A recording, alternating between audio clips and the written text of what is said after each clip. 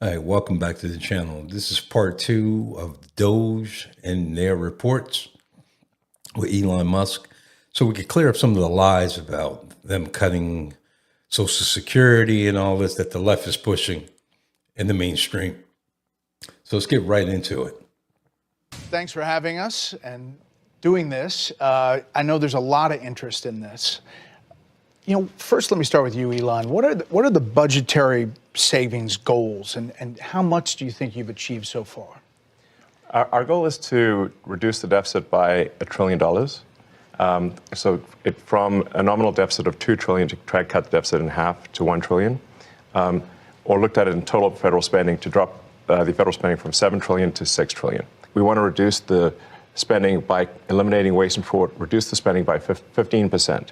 Which seems really quite achievable. The government is not efficient, and there's a lot of waste and fraud. So we feel confident that a 15% reduction can be done without affecting any of the critical government services. I'm going to talk to all the guys. If not making it better. I'm going to talk to all the guys here about the specifics. But for you, what's the most astonishing thing you've found out in this process? The sheer amount of waste and fraud in the government. It is astonishing. It's mind-blowing. We routinely encounter wastes of $1 billion or more, casually.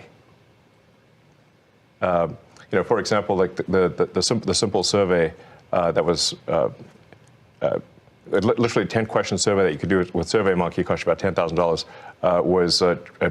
The government was being charged almost $1 billion for that. For just the survey? $1 billion for a simple online survey. Do you like the national park? And then there appeared to be no feedback loop for what would be done with that survey. So the survey would just go into nothing. $1 billion. You technically are a special government employee, and you're supposed to be 130 days. Are you going to continue past that, or do you think that's what you're going to do? Or? Well, I think we will have accomplished most of the work required to reduce the deficit by $1 trillion within that time frame. So in that time frame, 130 yes. days. And the process is a report at some point, at 100 days? Or? Not really a report. We are cutting the waste and fraud in real time. So every day that passes, our goal is to reduce the waste and fraud by $4 billion a day, every day, 7 days a week. And so far, we are succeeding. And I'm going to talk to the specifics, but there obviously are Doge. Think about what he just said, $4 billion a day. That's mind-blowing when you think about it. I mean, it's really mind-blowing. $4 billion a day. You think about how much fraud has been going on in the United States government for years. But let's continue. Critics who are reading all kinds of stuff. Obviously, lawmakers on the other side of the aisle are attacking you. And they characterize the approach as this: fire, ready, and then aim. And how do you approach that? How do you respond to that? Well, I do agree that we actually want to be careful in the cuts. So we want to measure twice, if not thrice, and cut once. Actually, that is our approach. They may characterize it as shooting from the hip, but it is anything but that. Which is not to say that we don't make mistakes. If we were to approach this with the standard of making no mistakes at all, that would be like saying someone in baseball's got to bat 1,000. That's impossible. So when we do make mistakes, we correct them quickly, and we move on. Some people say this shouldn't take a rocket scientist. Steve Davis, you are a rocket scientist. Used to be. Yeah, I know. And now essentially you're the chief operating officer of Doge, day-to-day operations. Fair to say? Yeah, part of the Doge team. So how did you end up here? What's the biggest challenge you see? The reason I'm here, which is probably for many, is that I think the goal is incredibly inspiring. I think most of the taxpayers in the country would agree that in order to have the country going bankrupt would be a very bad thing, and therefore the country going not bankrupt is a good thing. That all of us are willing to kind of put our lives on hold in order to do. I think the thing that's special right now is we actually believe there's a chance to succeed. That there's an administration that's supportive and a great cabinet and just a great group that will actually make success a possible outcome. And I think that's, given the inspiring mission and given the non-zero chance of success, it was worth doing. I'd just like to sort of reemphasize that point. The success of Doge is only possible with President Trump and with the outstanding cabinet that he selected. It would be impossible without the support of the president and the cabinet.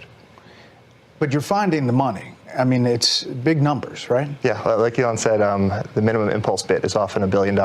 So, for example, the $830 million, which was the online survey, that's an enormous amount of money that wouldn't have been found if the Doge team wasn't working with it, in that case, the Department of Interior. But then taking it one step further, Doge then publishes these things on our website for maximum transparency.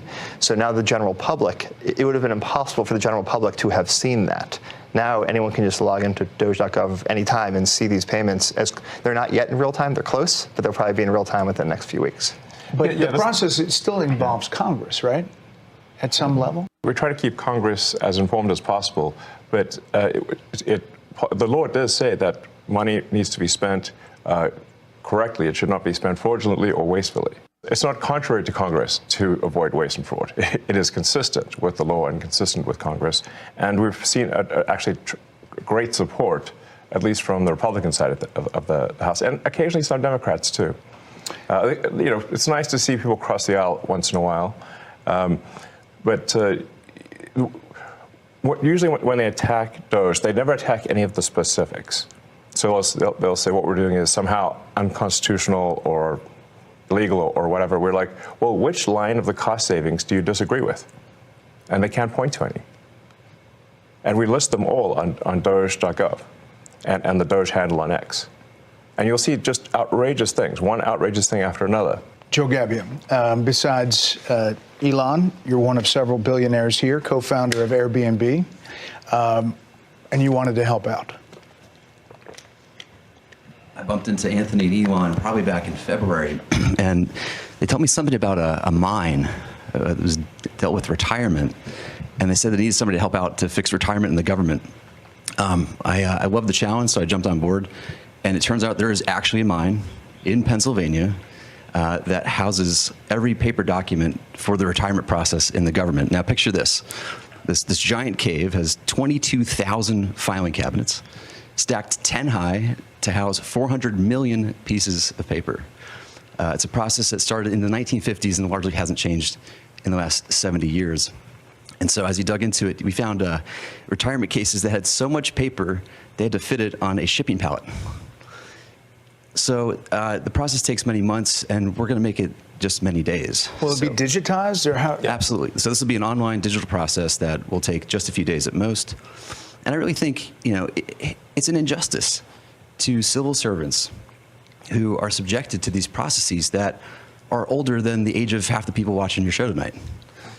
So we really believe that the government can have an Apple Store-like experience, beautifully designed, great user experience, modern systems. Because right now it's by hand. Yes, the retirement process is all by paper, literally with people carrying paper in manila envelopes into this gigantic mine. So they can't retire. I mean, think about it. Why would you have the retirement process of the government all paper? I mean, I think that, you may agree or disagree, probably because they're doing fraudulent stuff, right? So they don't want a trail. So with computers, you can have a trail. You have a digital footprint of this process, which you can audit, right? So I'm almost sure a lot of these retirees are getting, some of them, these bureaucrats are getting millions of dollars funneled into their retirement, I guess, for little things that they did for the government, rogue things. That's just my opinion. Let me know what you think in the comments below. More than a certain number every month. Yes. About 8,000 a month. That's how the reason we discovered it was we were saying, like, well, let's encourage voluntary retirement. They said, well, the most they could do is 8,000 a month. And even under normal circumstances, it can take 6 to 9 months just to have your retirement paperwork processed. And they often get the calculations wrong. So we're like, well, why would it take so long to retire? And they're like, well, because of the mine. And we're like, what do you mean a mine? What's a mine got to do with retiring? And that's where we discovered that all the retirement stuff is still done by paper in a process that looks identical to what occurred in the 1950s. Like if you took a snapshot of the mine when it first started in the 50s to today, it looks the same. It's amazing. So how long do you think it'll take to turn over? We're working as fast as we can. Probably next couple of months we'll have this overhauled. And I really think, again, like, why are we subjecting our federal workers to processes that they actually have to go through a training just to retire from the government? There's a whole training program that people have to go through in order to retire. I think we can do better for them. Aram Moganasi, Doge engineer. You go into these places, one of the more than a dozen engineers, first people to go into the agencies and view the computer data sets. Tell me what you're finding, and for people who don't understand how that process works, explain it for them. Yeah. I'll say the first thing that got me really excited about Doge was learning basically the state of government computers. By some estimates, government IT costs about $100 billion, and it's funding systems that are over 50 years old, in the case of something like Social Security or the IRS. So really critical systems are old. They cost a lot of money to maintain, and they can be, the efforts to improve them are often very delayed. So I thought I'm a software engineer that maybe can make a difference here, and that's really what inspired me at a high level. There's a lot of mystery about Social Security and a lot of words about it here's what Democrats have been saying about it. It's absurd that Elon Musk is trying to eliminate billions of dollars from Social Security. Elon Musk and President Trump have set their sights on cutting Social Security. Their goal is clear: destroy Social Security from within. You're in the building. I mean, you're in the computers. What's happening there? What are you doing? Yeah, it doesn't line up with my experience on the ground. And I'll say the two improvements that we're trying to make to Social Security are helping people that legitimately get benefits, protect them from fraud that they experience every day on a routine basis, and also make the experience better. And I'll give you one example is at Social Security, one of the first things we learned is that they get phone calls every day of people trying to change direct deposit information. So when you want to change your bank account, you can call Social Security. We learned 40% of the phone calls that they get are from fraudsters. 40%? That's right.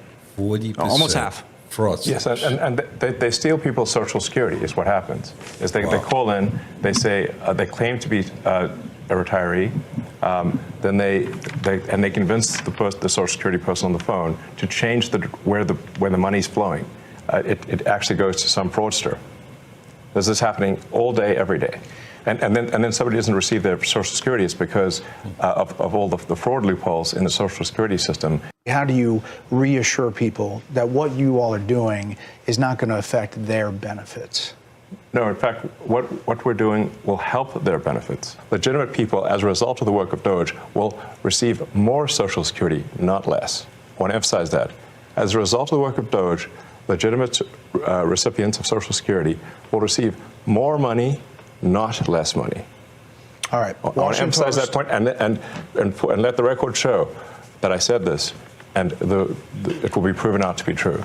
Let's check back on this in the future. So Washington Post, the Social Security Administration website crashed 4 times in 10 days this month because the servers were overloaded, blocking millions of retirees and disabled veterans from logging into their online accounts. Freaked people out. Is that going to change? Yes, we're going to make sure that the website stays online. Yeah. I mean, but is it a result of going in there No. or something you're doing? No. The amount of issues. I mean, the mainstream media. I mean, I think that's the Washington Post. I mean, we already know it's run by a bunch of liberal reporters there and editors. You know, it's so obvious.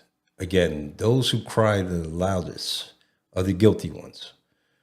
And they know, again, these mainstream media outlets are owned by a lot of these corporations. That's part of the fraud. I mean, we saw it all through the Obama administration. We saw it through the Biden administration. You didn't see that with Trump because, again, Trump called it out. And the people didn't like that, but he was telling the truth. But, enough of my comments. Let's get back into it. issues that were the Social Security system are enormous. As an example, there are over 15 million people that are over the age of 120 that are marked as alive in the Social Security system. And that's an accurate figure. Yes. Correct. 15 million. Correct. This has been something that's been identified as a problem, again, pre-existing problems, since 2008 at least, from an IG report.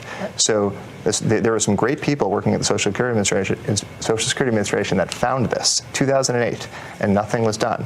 And so 15 to 20 million. Think about it. 2008, who was president? Obama. Okay? Obama was president. So we see where this fraud and waste really started ramping up. I mean, it was always there. It was always there, but it escalated. It skyrocketed from 2008 up to today, which is today's March 28th, 2025. So let's get back into the video. And the Social Security numbers that were clearly fraudulent were floating around that can be used only for bad intentions. There'd be no way to use those for good intentions. And so one of the things the Doge team is doing is carefully and very methodically looking at those and making sure that any fraudulent ones are eliminated. Brad Smith, working at HHS, and obviously another element is Medicare and Medicaid, NIH. What are you finding? Yeah. Well, I'd say there's a couple of things we're really committed to in our work at HHS. Number one, making sure we continue to have the best biomedical research in the world. And number two, making sure, which President Trump has said over and over again, that we 100% protect Medicare and Medicaid.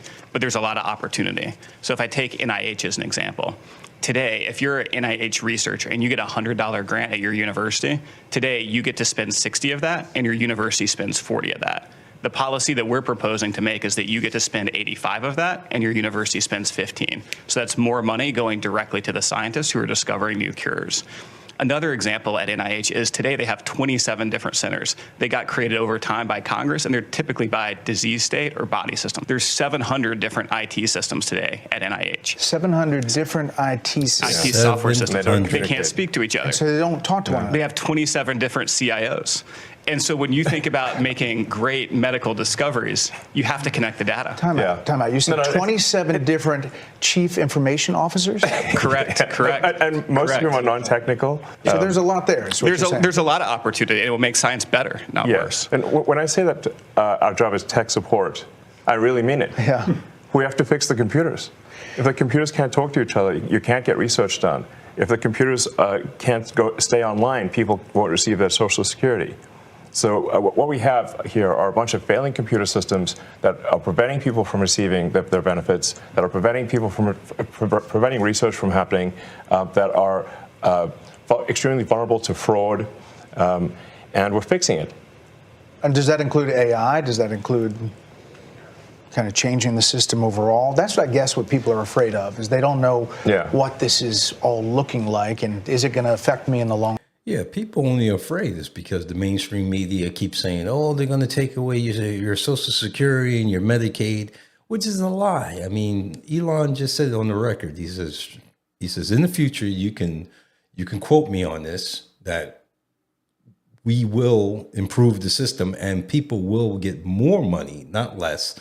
What he wants to do, and the Doge team wants to do, is eliminate the fraud and waste. So bottom line, let's get back into the video. Long term. It's going to affect them. It's going to affect people very positively. So the changes that we're doing here will ensure the solvency of the American government, of the United States of America. This is what we're trying to do, is ensure that people do receive their benefits in the future. And you can only receive your benefits if the country is operating in a healthy and competent way. Up next, how the Doge team plans to streamline some federal jobs and agencies. And later, Elon Musk answers some of your questions that you asked via X. Anthony Armstrong, Doge, Office of Personnel Management, Morgan Stanley banker, M&A guy. Yeah. You know money, and this is a lot of money sloshing around. There's a lot of money sloshing around. There's a lot of money sloshing out the door. And if you look at the federal government and the way the workforce works, it's really a one-way ratchet. over decades. So it's only going up. It's only going up. You never take it away. So that leaves you with duplicative functions, it leaves you with overstaffing, and it leaves you with functions in the wrong places. So a couple of examples. Duplicative functions. Brad mentioned 27 CIOs. If you had kept going with Brad, he would talk about the communications office. I think you've got 40 distinct communications offices in HHS, right? Yeah. 40? Yeah, and that's not unusual, by the way. Multiple offices like that. It's not making anyone healthy. This is not about the employees. There's many hardworking, well-meaning people who took these jobs. These jobs were out there. They applied for them. They took them. They're doing what's there. It's just that they're duplicating the effort of 40 offices. So you've got that. You've got overstaffing. A good example of overstaffing would be the IRS has got 1,400 people who are dedicated to provisioning laptops and cell phones. So if you join the IRS, you get a laptop and a cell phone, you're provisioned. So if each of those IRS officers or employees provisioned 2 employees per day, you could provision the entire IRS in a little more than a month. So 12 times a year, it doesn't make any sense. Why would you have 1,400 people whose only job it is to give out a laptop and a phone? That's crazy. The whole IRS could be handled once a month. So that doesn't make any sense. And President Trump's been very clear: it's scalpel, not hatchet, and that's the way it's getting done. And then once those decisions are made, there's a very heavy focus on being generous, being caring, being compassionate, and treating everyone with dignity and respect. And if you look at how people have started to leave the government, it is largely through voluntary means. There's voluntary early retirement, there's voluntary separation payments. We put in place deferred resignation, the 8-month severance program. So there's a very heavy bias towards programs that are long dated, that are generous, that allow people to exit and go and get a new job in the private sector. And you've heard a lot of news about rifts, about people getting fired. At this moment in time, less than 0.15, not 1.5, less than 0.15 of the federal workforce has actually been given a RIF notice. So they're selected if they're leaving. It is basically almost no one's gotten fired. That's what we're saying. Tom Krause, working at Treasury, you are having access to the payment system, oversees all the outgoing payments. Essentially, those payments were going places we didn't know where they were going, right? Yeah, unfortunately, that's the case, Brett. As an ex-CFO of a big public tech company, really what we're doing is we're applying public company standards to the federal government. And it is alarming how the financial operations and financial management is set up today. There is actually really only one bank account that's used to disperse all monies that go out of the federal government. Time out. One bank account. It's a big one. It's a big one. It's a big one. It's a big one. A couple weeks ago, it had $800 billion in it, but it's the Treasury General account. So when you hear, some of my colleagues here, what they're talking about in terms of the fraud, you have to ask, well, why is this allowed to happen at a financial level? Well, it's actually quite simple but alarming. The Treasury, up until now, and thanks to President Trump, we're fixing this. In fact, there's an executive order that he just signed the other day, which is protecting America's bank account, because it really is the taxpayers' money. One, we're changing the culture. The culture is been not a lot of caring and not a lot of commitment to doing what's right relative to financial operations. Yeah, this is why I did this segment, because the mainstream media has been peddling lies, as well as a lot of the left in the House of Representatives peddling that Elon Musk and Doge, the team, they want to take away your benefits. Everything's fear-mongering with the left, right? I mean, it's always fear-mongering. They're always peddling fear among their voters, because they know they want to get a reaction out of them, because they really don't want to be exposed for all the waste and fraud that's been going on. So let's continue this video. There's $500 billion of fraud every year. There's hundreds of billions of dollars of improper payments, and we can't pass an audit. The consolidated financial report is produced by Treasury, and we cannot pass it on. We have material weaknesses. What that means is that if I was a public company CFO, I would effectively be removed. I couldn't file financial statements. I couldn't issue securities. Never which of course pass we an depend audit. on. Can't pass an audit. Right. The federal government cannot pass an audit. It's Yeah. impossible. In fact, in order to pass an audit, you need the information necessary to pass an audit. You need to have the payment codes, you need to have the payment explanation, and you need to have a person you can contact to understand why that payment was made. None of those things were mandatory until just recently, just a few weeks ago. In fact, maybe last week? Yeah, we're serving 580 plus agencies. And up until very recently, effectively they could say make the payment and Treasury just sent it out as fast as possible. No verification. And so what we're doing is what any household would do. But imagine you're a household, you have a bank account, everyone has an ATM card connected to that account, everyone has a checkbook connected to that account. It's not just your children, it's not just your parents, it's your in-laws, it's your extended family, and they all can go to the account and disperse funds. No questions asked, no justification, no verification. Up next, the Doge team targets government contracts, and we'll show you what they're finding. Tyler Hassan, Interior Department, you're a former oil company CEO. You're reviewing contracts before they're approved for funding. What are you finding? Well, Elon and Steve kind of stole my thunder a little bit, but I actually found that customer service survey contract. I actually have an example of one right here. I could have done this in high school. And Is that right? I found it. Is that bad? I found it on the weekends because under the Biden administration, there was no departmental oversight within the Department of Interior whatsoever. None. We are now reviewing every single contract, every single grant, and when things come to my attention that don't make sense, I'm bringing them to Secretary Burgum, and he has been fantastic. He's a businessman. He's very supportive of Doge. It's been wonderful to work with him.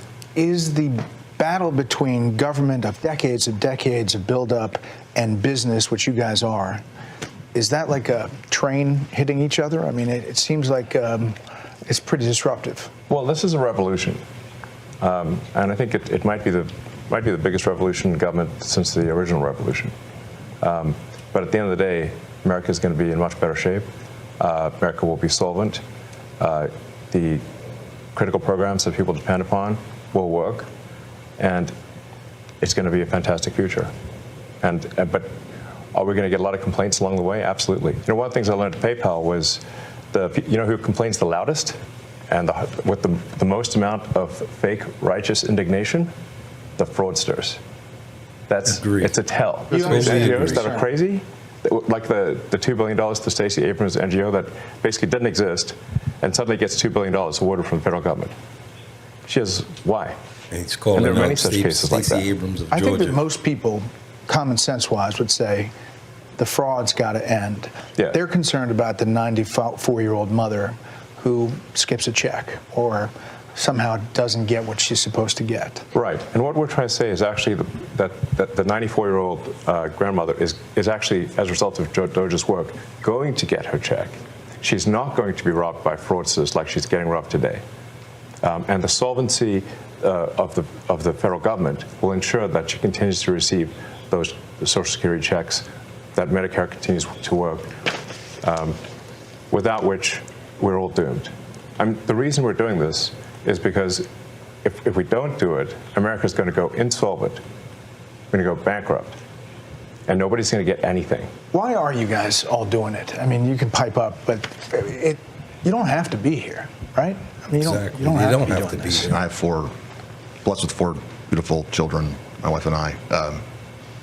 But we have a real fiscal crisis. And this is not sustainable. And what's worse, back to my children and everyone else's children, is we are burdening them with that debt. And it's only going to grow. Steve, there's not a lot of hierarchy here. You guys are kind of all approaching it in different, silos, but with the same kind of goal, right? I mean, this is really Silicon Valley, private sector colliding with government. Yeah, exactly, and we're headed in a bad path, but the chance of success exists. And just the one that just is in my head right now, which is a fairly mundane one, but I think is very illustrative, is credit cards.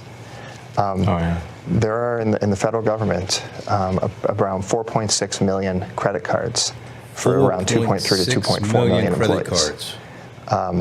This doesn't make sense. Right. And so one of the things all of the teams have worked on is we've worked with the agencies and said, do you need all of these credit cards? Are they being used? Can you tell us physically where they are? I hope they're getting frequent flyer miles. Actually, on a different note, the rewards program the federal government has is actually not very good. That's a whole other... It's a negotiation. Sure, yeah, exactly.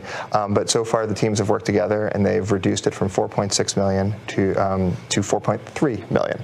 So we're taking it easy. But clearly there should not be, more. There should not be more credit cards than there are people. Yeah. Joe, middle-level employees, are they seeing a benefit to being empowered by taking out bureaucracy? I mean, absolutely. I mean, I think what you're seeing is taking the best of Silicon Valley and the business world and bringing it into the government. We're bringing the best practices and the best methodologies, and people are inspired. Right, especially on the retirement process, which I can speak to. They've been trying to modernize and get off of paper since early 2000s, very unsuccessfully. Every attempt has gone over budget and been canceled because it hasn't been successful. And so, I showed up and I feel like I'm here because it's an interesting problem. We can use design to solve it and good engineering, and really create a better experience for everybody. We're talking about elementary financial controls that are necessary for any company to function. So, like, if the federal government, if a commercial company operated the way the federal government does, then it would be immediately go bankrupt. It would be delisted. The officers would be arrested. The changes we're putting in place will enable the federal government to pass an audit. It will enable taxpayers to know where the money is going and know that their hard-earned tax dollars are being spent well. The ways that the government is defrauded is that the computer systems don't talk to each other. So if the computer systems don't talk to each other, then you can exploit that gap, and fraudsters exploit that gap to take advantage. For example, there were over $300 million of Small Business Administration loans that has been given out to people under the age of 11. Well, actually, to add to it, it's 300 million under the age of 11 and over 300 million to over the age of 120. Definitely small. Think about what you just said. So they're giving out loans to children and dead people. That's what he's basically said in a nutshell. That's nuts. Tell me what you think about that in the comments. I'm just curious to know what you guys think as taxpayers. Small business loans. Correct. Yes. The oldest American is 114. So it's safe to say if their age is 115 or above, they're fake. Or they should be in the Guinness Book of World Records. And we should not be giving out loans to babies. So the youngest recipient of a Small Business Administration loan is a 9-month-old, which is a very, very precocious baby we're talking about here. So obviously it was just fraudulent. And they do terrible things. They actually will see that a kid's been born. They will steal that kid's social security number and then take out a loan and leave that kid with a bad credit rating. There was literally a baby. The terrible things are being done is what we're saying.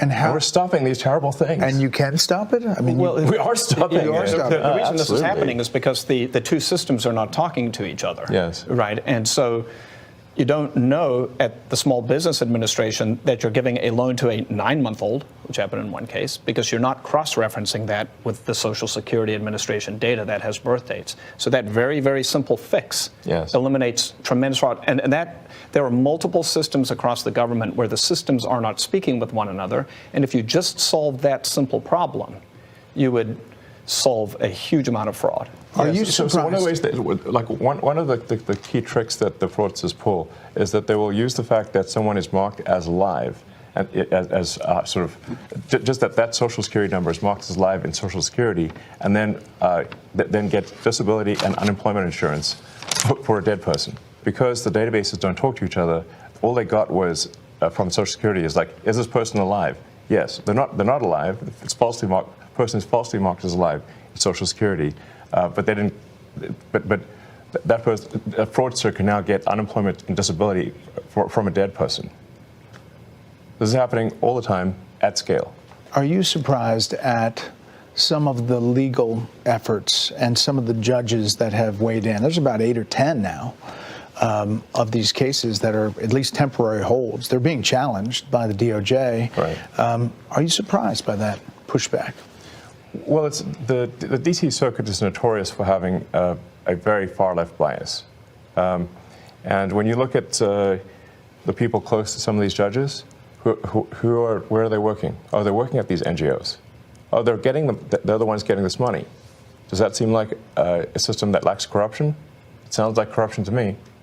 Last thing, do you guys all see this as a patriotic duty? I mean, is that really what this is about? It's essential. Very much so. I do, 100%. I was running 5 businesses in Houston, and I left that. I left great people to do this, and my wonderful wife said, go for it. And here I am. But I feel like this is me giving back to the country. If we don't do this, we're sunk. The ship, unless this exercise is successful, the ship of America will sink. That's why we're doing it. Well, gentlemen, I really appreciate the time today, and hopefully it took some of the myth and mystery out of Doge and what's happening behind the scenes. Thank you. All right, guys, that's it for this video. As you can see, there's a lot of fraud going on. And again, you have these rogue judges trying to tell the executive branch what they can and cannot do. I mean, no one voted them in. You know, these federal judges, you know, want to take away the power of the president. So as we can hear from Elon Musk and the Doge team, that there's a lot of fraud and waste going on, and it's been going on for 70 years. I mean, look at the retirement process in this Iron Mountain, in this mine. This is stuff that no one knew about. The American taxpayer, at least. Yeah, the bureaucrats know about it, and that's their system. And that's the way they launder money. So, I mean, that alone, it just gets you really angry just thinking about it, especially if you're a taxpayer, work hard every day just to put food on your table, just to pay your mortgage, put your kids through college and schools and whatever else that, you know, the other expenses that you have, doing it the right way. And then they'll have these 14,000 IRS agents coming after you and want to audit you, but they're not audited. You know, hypocrisy at its finest. But anyway, thank you for watching today's video. If you like the video, please do me a favor, hit the like button. And if you really enjoy my content, do me a favor and subscribe to the channel. And that's it for today. Thank you for watching. I'll see you next time.